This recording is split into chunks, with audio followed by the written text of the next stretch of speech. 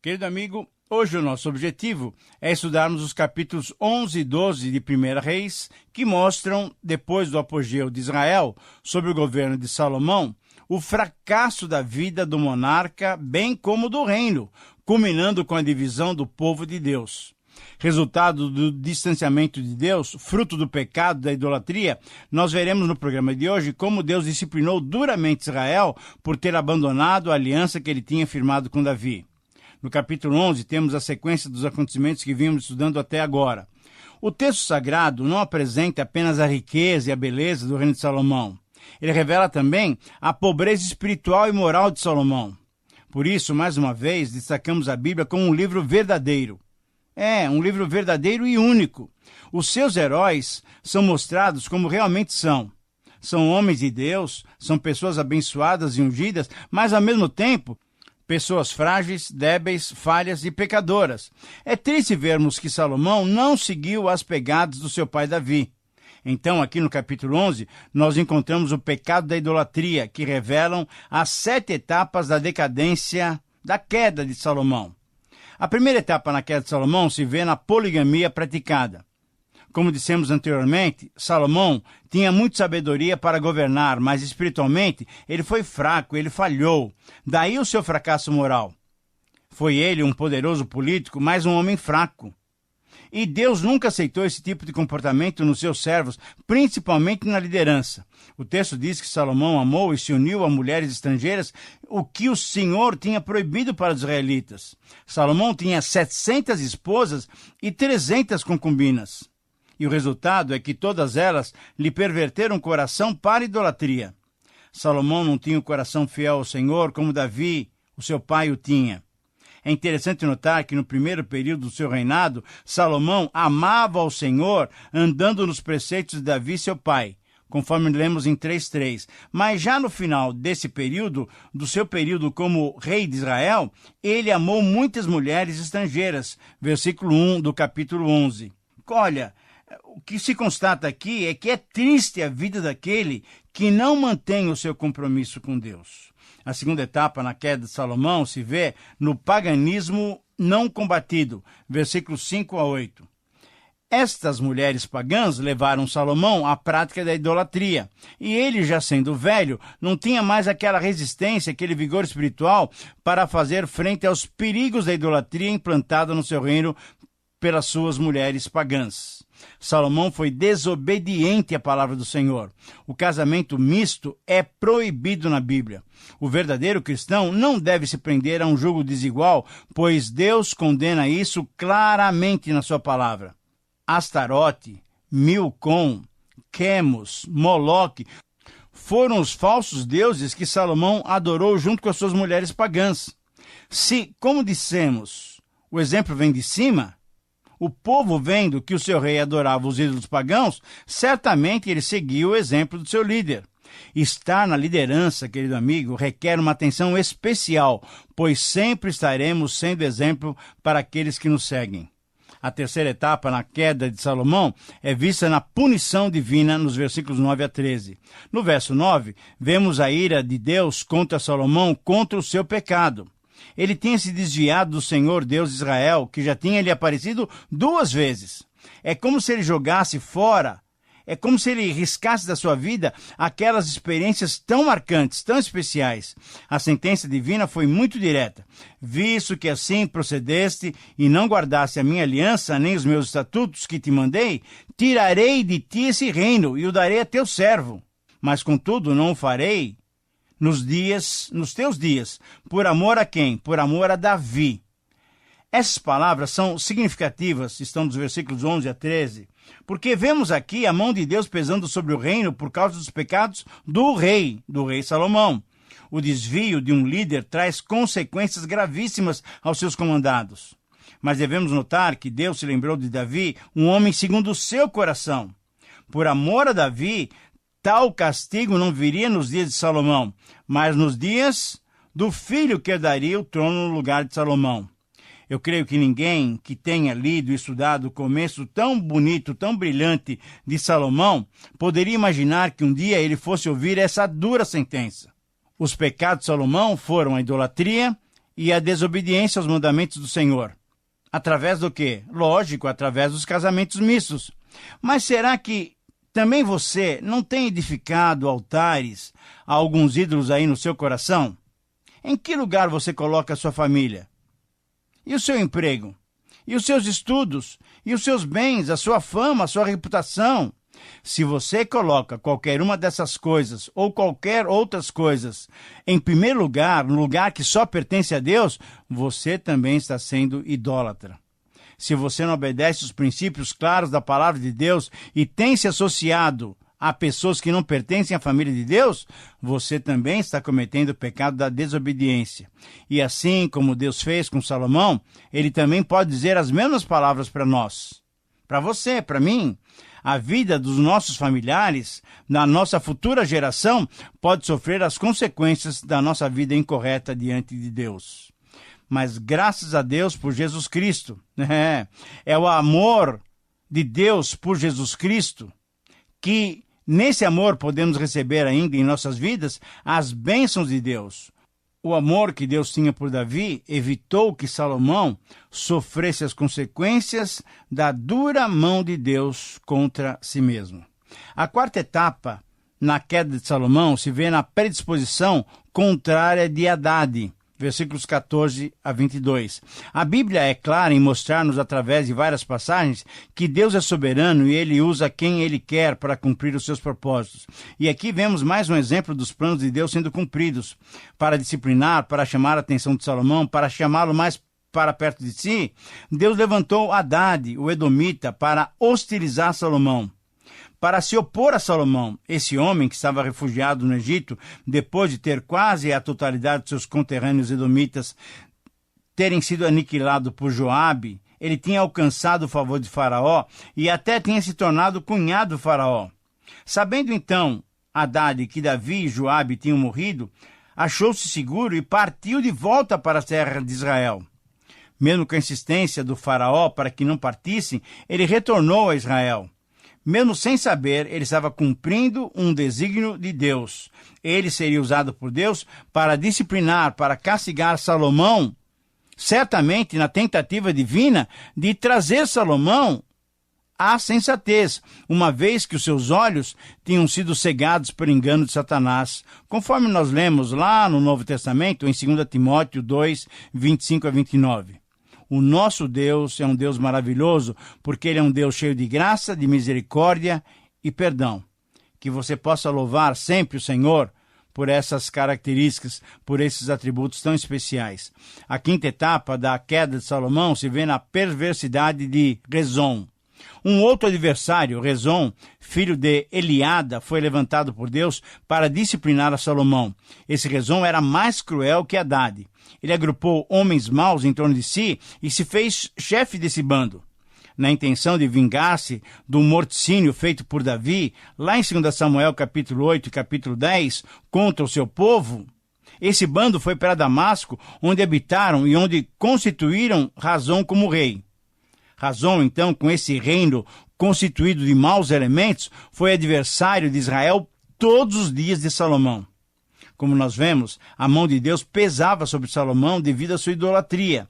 Deus é soberano e os seus recursos para atingir os seus objetivos são grandes. Então, Deus lançou mão desses recursos, dessas pessoas que confrontavam Salomão, para trazê-lo de volta. Mas, infelizmente, nós percebemos que Salomão não deu ouvidos. Na sexta etapa, então, na queda de Salomão, nós podemos perceber na predição contra Salomão, e aqui é uma palavra muito clara nos versículos 26 a 40. É interessante notarmos nesses versos que o próprio Salomão viu que Jeroboão, o efraimita, era um homem valente, capaz, um moço laborioso, trabalhador. E assim, Salomão colocou Jeroboão sobre todo o trabalho forçado que estava sendo realizado em Jerusalém. Provavelmente, Salomão temia a capacidade de Jeroboão e a hostilidade das tribos do norte, principalmente de Efraim e de Manassés, versículo 28. E por isso, Salomão manteve Jeroboão ocupado. O texto relata também o encontro que Jeroboão teve com o profeta Aías.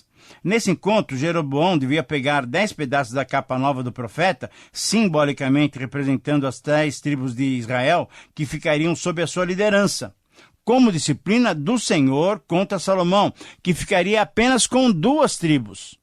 Provavelmente Judá e talvez Simeão, ou então, conforme alguns outros autores, a própria tribo de Benjamim, que tinha dado o primeiro rei Saul a Israel. Nessa profecia, conforme o versículo 36, Deus se comprometia a dar ao filho de Salomão a pequena porção restante do reino, para que Davi tivesse sempre uma lâmpada diante do Senhor em Jerusalém. Nessa profecia também ficou estabelecido que Jeroboão reinaria sobre Israel, isso é, sobre as 10 tribos do norte, conforme o verso 38, com a responsabilidade em 3 etapas muito claramente colocadas por Deus. Ele teria que ouvir tudo quanto Deus ordenasse, ele teria que andar nos seus caminhos e teria que guardar os estatutos dos mandamentos do Senhor, como Davi tinha feito. E como consequência da obediência a Deus, o Senhor se comprometia a ser com Jeroboão, a lhe edificar uma descendência estável e lhe dar Israel. A descendência de Davi não seria afligida ou humilhada para sempre. E, de fato, isso foi confirmado através de várias profecias messiânicas, com Ezequiel, com Oséias, com Amós. Mas o parágrafo termina com o versículo 40, dando conta que Salomão tentou matar Jeroboão, provavelmente porque ele se precipitou e quis tomar a sua parte do reino antes da morte do rei Salomão. Jeroboão fugiu para o Egito e lá permaneceu até que Salomão morresse. Pelo menos 3 lições nós podemos aprender desse texto. Deus não deixa impune o nosso pecado de desobediência e nos disciplina de modo amoroso, porém severo. Segundo, Deus é fiel em manter a sua aliança com aqueles que lhe são fiéis. E terceiro, ao invés da precipitação, a prudência e a dependência do Senhor são as ações esperadas por quem serve ao Senhor. E a 7ª etapa da queda de Salomão se vê na partida definitiva de Salomão. Versículos 41 e 42 nos dão uma nota que resume toda uma vida. Todos nós morremos, porém, precisamos atentar para como será esse nosso encontro com Deus. Foi de 40 anos o tempo que Salomão reinou em Jerusalém, sobre todo Israel.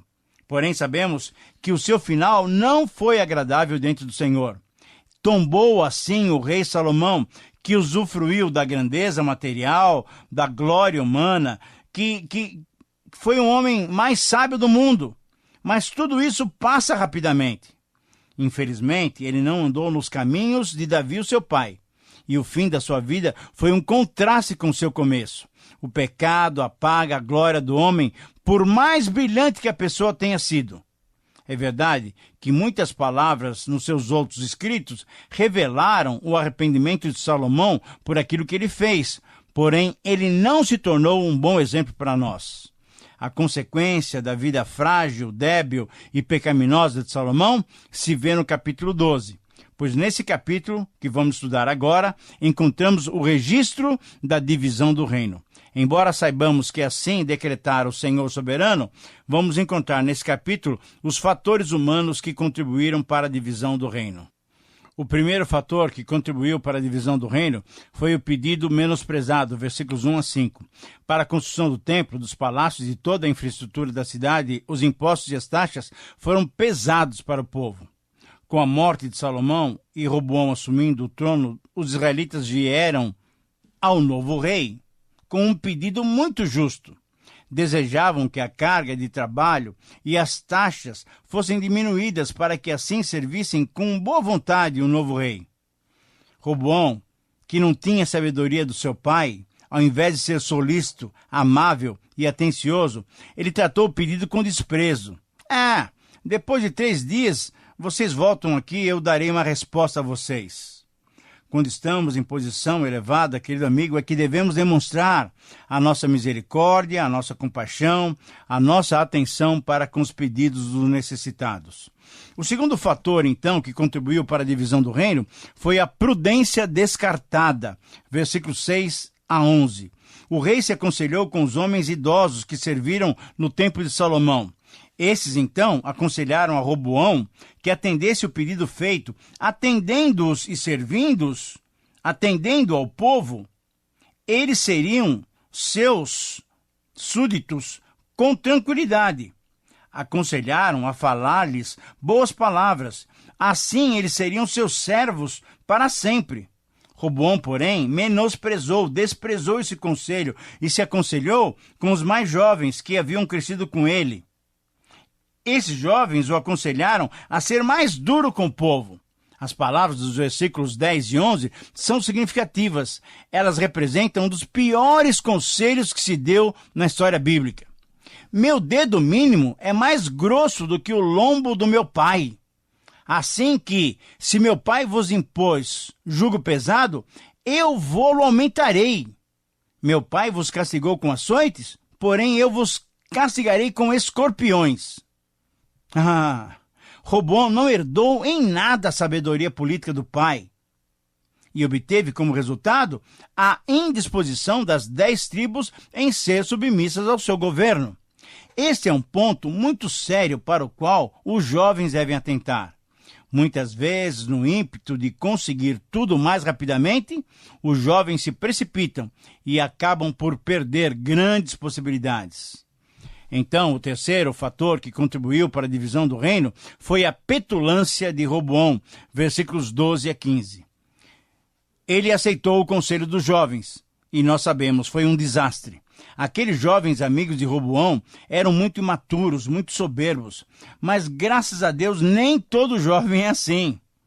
Eu sei que você que está me escutando, provavelmente não seja esse tipo de jovem, porque exatamente você está gastando tempo em ouvir a palavra de Deus. Porém, é possível se perceber como Deus usou a própria imaturidade, a dureza e a loucura de Roboão, que também era um jovem, para aplicar a ele o castigo devido e tirar dele, das suas mãos, a maior parte do reino de Israel, consequência ainda do pecado de idolatria e desobediência de Salomão. Com essa decisão dura e radical, o caminho estava aberto para que Jeroboão assumisse o comando das tribos do norte, das 10 tribos que fariam agora a nação de Israel. O quarto fator que contribuiu para a divisão do reino foi a punição divina. Nós vemos isso nos versículos 16 a 20. O que vemos nesses versos é o desenrolar normal dos fatos. O povo das tribos do norte percebeu que não teriam favor de Roboão, portanto voltaram para suas tendas, para suas moradias. Os que pertenciam às tribos do norte, mas que moravam no território de Judá, ficaram no sul e continuaram a desenvolver as suas vidas ali mesmo no sul. Enquanto isso, as tribos do norte ungiram como seu rei Jeroboão, porém antes mataram Adorão ou Adonirão, um enviado de Roboão, responsável pelos trabalhos forçados, que queria apaziguar, amenizar aquela rebelião. Ao invés de sabedoria, como podemos constatar, Roboão foi completamente insensato nas suas ações. O parágrafo, então, termina dando conta que ninguém seguiu a casa de Davi, senão somente a tribo de Judá. Versículo 20. Quanta insensatez, querido amigo, demonstrou o rei Roboão. O quinto fator que contribuiu para a divisão do reino foi o desejo de uma guerra civil. Essa é mais uma atitude daquelas insanas de Roboão. Ele convocou um grande exército dos judeus, da tribo de Judá e da outra tribo que estava com ele, que provavelmente era Simeão ou Benjamim, 180 mil soldados para lutar contra quem? Contra os seus irmãos do reino do norte, para ter o direito de ser rei sobre todo Israel.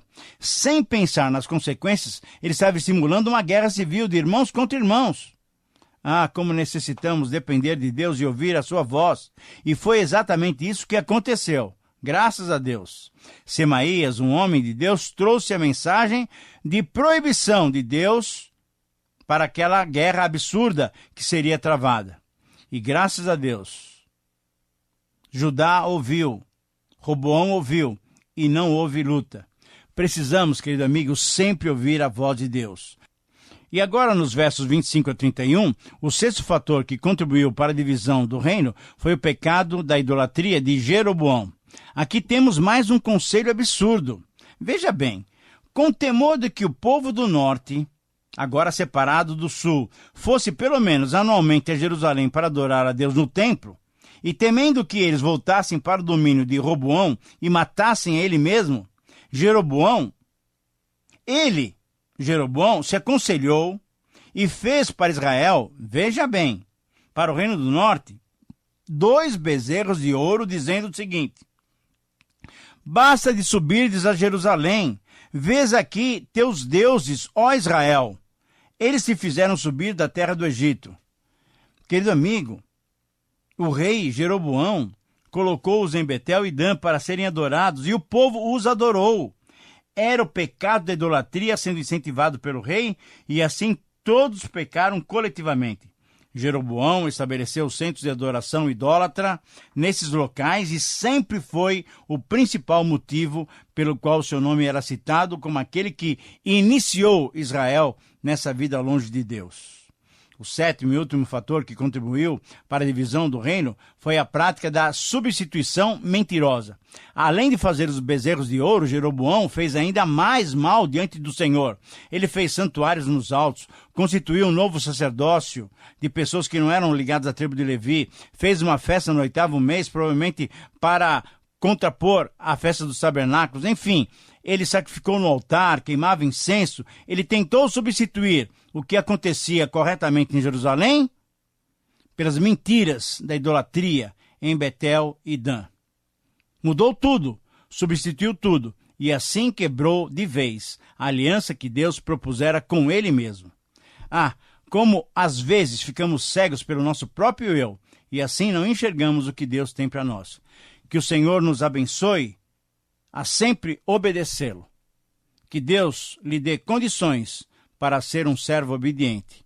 Um grande abraço e que o Senhor te abençoe.